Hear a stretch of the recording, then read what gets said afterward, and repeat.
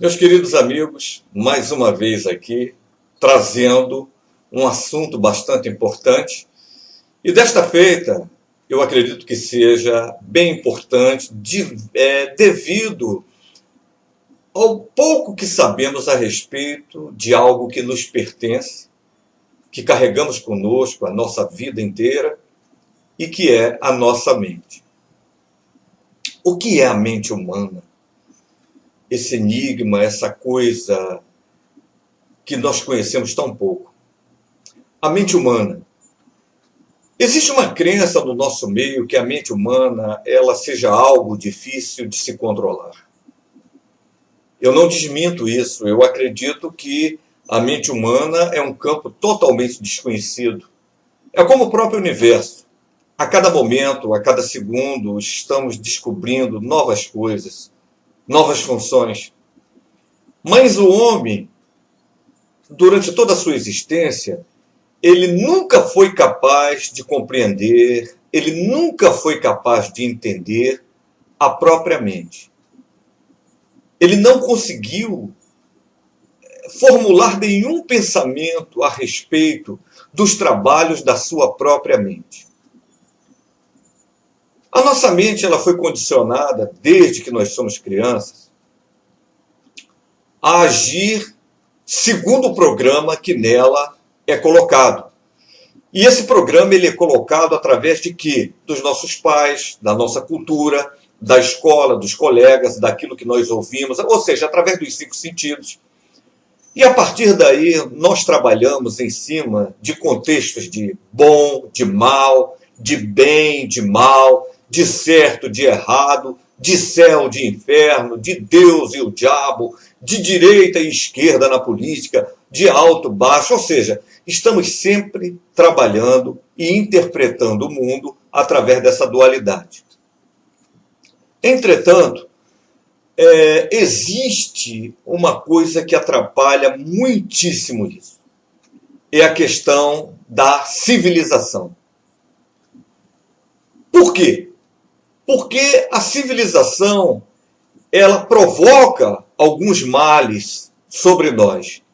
E esses males, eles são causados por inabilidade de compreensão sobre os motivos relacionados ao comportamento destruidor que todos nós possuímos.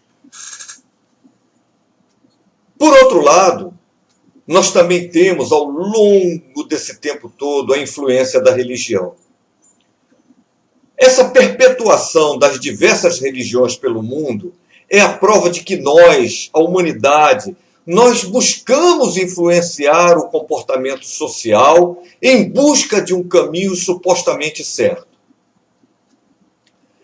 Nós obedecemos aos princípios religiosos, nós procuramos estar em contato, às vezes, com a religião, mas nós precisamos muito mais que salvação e crença na imortalidade para melhorar o mundo. Por quê? Porque apesar da fé, nós continuamos cometendo os mesmos crimes contra a humanidade. A religião por si só, ela não impede guerras, ela não cura doenças mentais, absolutamente ela resolve sozinha as coisas que o mundo precisa. O ser humano, ele precisa entender bastante do seu inconsciente. Anos atrás, pouco nós sabíamos a respeito da parte negativa da nossa mente, da parte negativa da nossa natureza humana. Aí, com o advento da psicanálise, Freud descobriu que a solução para o enigma do comportamento humano residia apenas no desejo de fazê-lo entender o porquê desse seu comportamento.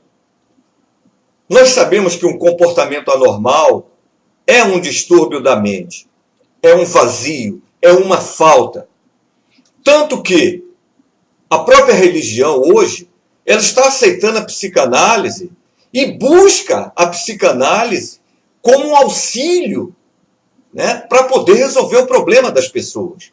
Quantos são pastores e outras pessoas que estão cursando psicanálise com esse fim, de entender melhor o comportamento humano? A mente ela é tripla. De acordo com Freud, a mente ela se dividia em 3 níveis: o inconsciente, o consciente e a consciência. Então, Freud chamou esses 3 níveis de quê? De id, de ego e de superego. Vamos fazer uma pequena analogia para facilitar a nossa compreensão. O que seria o inconsciente? Vamos raciocinar com uma casa, não uma casa aqui no Brasil, porque aqui no Brasil não tem tanto, mas tem edifícios. Tá? Então vamos raciocinar com uma casa onde o inconsciente seria o porão, a parte de baixo, aquela parte que fica lá embaixo. O consciente seria o andar principal, onde nós agimos, onde nós ficamos. E a consciência seria o sótão, aquela parte de cima. Nós sabemos que o porão de uma casa, ele não é tão limpo. E ele não tem a ordem como a parte de cima aqui. Na maioria das casas, o porão é como se fosse um depósito, onde as pessoas guardam coisas velhas, coisas antigas, mas ao mesmo tempo é onde se localiza o sistema de controle da casa. Por exemplo, luz, o esgoto, tudo fica ali. O que nós precisamos saber sobre o nosso inconsciente? Bom, o que nós precisamos saber é que o inconsciente ele tem aqueles impulsos primitivos. O impulso animal, nós esquecemos que nós somos animais. E como animais, nós temos uma mente reptiliana, uma mente de ataque e defesa. Então nós temos impulsos primitivos. Quando eles se manifestam, nós agimos de quê? Damos desculpas. Nós dizemos que é por culpa da hereditariedade, por culpa da pobreza, por culpa de frustrações que o indivíduo teve. Ou seja, nós justificamos as nossas tendências destruidoras. Por quê? Porque nós sabemos que se essas portas se abrirem, coisas gravíssimas podem acontecer. Para segurar essas portas, nós usamos de mecanismos de defesa. A repressão é um deles. O indivíduo reprime os desejos ocultos, aquilo que está lá dentro dele guardadinho. E quando essa repressão é demasiada, ela vai gerar os sintomas neuróticos. Dores de cabeça, indigestão, insônia e por aí afora. Só que aí o que acontece? O nosso inconsciente ele vem em nosso socorro atuando como defesa contra a prática de algo errado. Por isso é que surgem os sintomas neuróticos. Nós temos medo da loucura. Mas será que temos medo da loucura? Ou é um disfarce do medo de cometer algum ato antissocial? Acredito que seja isso. Nós temos também uma energia fantástica que os místicos chamam de Kundalini. O Freud chamava de libido. É a nossa energia sexual. É como uma fornalha que fica queimando lá dentro do porão, lá no inconsciente. E essa fornalha, essa energia, essa força sexual, ela deve ser regulada a uma temperatura normal. Se esse fogo se apaga, a pessoa entra na frigidez. Se esse fogo é em demasia, ela vai cometer excessos. E se essa caldeira explode, seja por descuido ou seja por abuso, aí é uma infelicidade. Por quê? Porque o indivíduo vai se tornar uma pessoa infeliz por falta de entendimento dos seus impulsos sexuais. A mente dentro do contexto de relação passado, presente e futuro. O que são passado? O que é passado, né? O que são passados? Também é a mesma coisa. O passado, eles são imagens que existem na nossa mente, ficaram gravadas, sobre as quais nós temos a impressão de que nós poderíamos ter mudado o nosso passado, poderíamos ter modificado alguma coisa. E só esse pensamento, às vezes, leva muitas pessoas ao sentimento de culpa. Elas mergulham na culpa porque a situação que elas estão vivenciando hoje, elas poderiam ter modificado lá atrás. Não poderiam, porque se pudessem, tinham modificado. Só que esquecem de uma coisa. Nenhum sofrimento, meus queridos, ele é externo. Ele é do lado de fora. Até as dores que nós sentimos, elas são subjetivas. Ninguém pode sentir uma dor conosco. Todo sofrimento é um estado mental. É uma interpretação daquilo que se faz, daquilo que atormenta a pessoa. Quando nós sofremos, é como se estivessem enfiando uma agulha, né, na gente, e aquela dor não passa, aquilo ali fica trazendo imagens trágicas, pessimistas, perturbadoras. Então, o sofrimento, ele pertence ao mundo mental, mas ele se potencializa através das fantasias inconscientes que nós temos de que tudo, todos, todas as pessoas ou os nossos desejos vão ser realizados. Né? Todas as pessoas vão atender os nossos pedidos, elas vão ser do jeito que nós queremos. Nós estamos sempre em busca de milagres, em busca do gênio da lâmpada maravilhosa de Aladim, onde você esfrega e ele aparece e diz: você tem 3 desejos. Então, é importante que nós saibamos disso. Nem todos os nossos desejos serão atendidos. Durante a nossa vida, durante a nossa existência, nós modelamos muito em relação aos nossos sistemas de crença ou aos nossos sistemas de descrença. Eu não acredito que isso faça muito diferença nas perspectivas de vida e de morte. Pois uma coisa está ligada à outra. A vida está ligada à morte, assim como a morte está ligada à vida. Eu acredito que jamais nós vamos conseguir definir, sem esse aspecto de crença e descrença, o que é a nossa própria vida. Por quê? Nós não sabemos por que nascemos. Nós não sabemos por que estamos aqui. Nós não sabemos por que sofremos por coisas que não sabemos explicar. Ou seja, nós jamais teremos respostas concretas que venham satisfazer essas perguntas, se não tivermos as crenças ou as descrenças. Muitas das vezes nós sofremos desnecessariamente. Por quê? Porque queremos ser bonzinhos, queremos que as pessoas gostem da gente, temos medo de perder as pessoas, temos medo de desagradar as pessoas. Então, enquanto você aceita tudo com passividade, enquanto você não reage, enquanto você não rebate as coisas, enquanto você não se posiciona, enquanto você engole sapos, como nós dizemos na gíria, você é uma pessoa bacana, você é uma pessoa ótima, você é uma pessoa legal. Nossa, que pessoa maravilhosa, né? Só que quando isso chega a um ponto em que você não quer aceitar mais, você se recusa a aceitar, você se recusa a ser explorada, você se recusa a ser maltratado, você quer deixar de engolir sapos, aí você reage, aí você se posiciona. As pessoas vão dizer que você está fora de si, que você é um grosso ou uma grossa, que você é ruim, você é egoísta, você só pensa em você, que você está doente, que você precisa de tratamento, que você piorou. É por aí. Bom, sempre que nós decidimos ser diferentes, a primeira coisa é que nós nos sentimos estranhos. Quando nós mudamos de atitude e reagimos, nossa, como é que eu fiz isso? Eu nunca fiz isso na minha vida. E as pessoas sentem ainda mais, porque elas estavam acostumadas a vir e receber. E a partir desse momento você se recusa, você não quer mais participar disso. Então, por elas, nós continuaríamos a ser cordeirinhos, continuaríamos a ser dóceis, continuaríamos a ser aquela pessoa que leva e não rebate.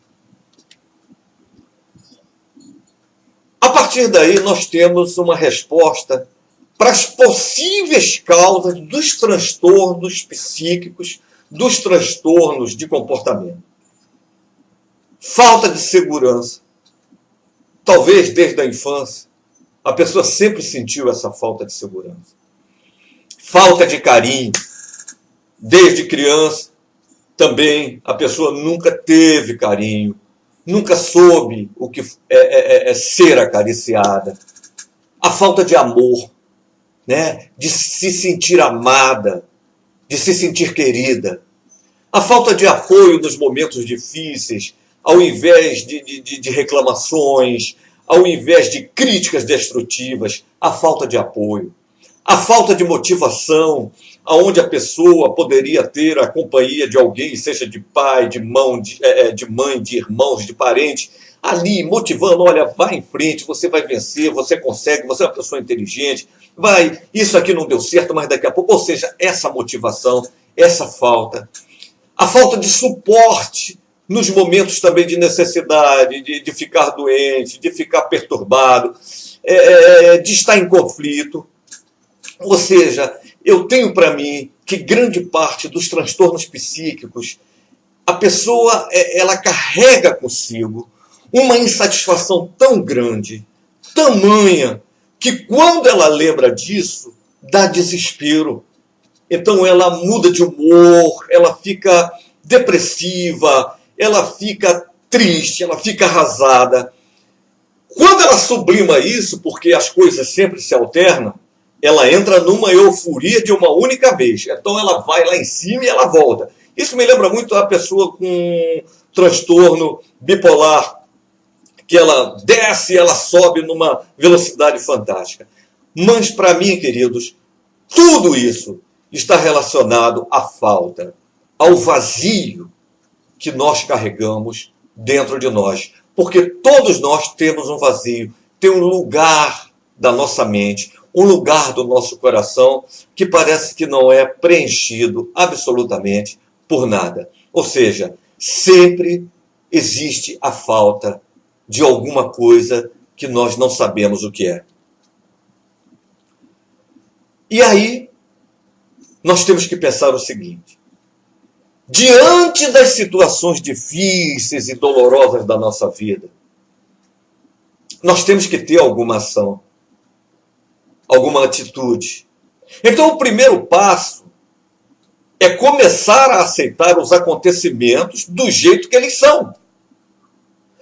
Aceitar os acontecimentos significa ter a capacidade de entender que na vida, na nossa existência, no nosso dia a dia, nós não podemos controlar tudo o que nos acontece. Mas nós podemos sempre e devemos escolher de que forma nós vamos reagir às diferentes situações e conflitos que surjam na nossa vida. Nós podemos reagir intempestivamente e nós podemos reagir com lógica, com calma. Henry Ford, ele disse uma vez uma frase que eu vou fechar essa palestra de hoje. Quer acredite você que consegue, quer acredite você que não consegue, você tem sempre razão.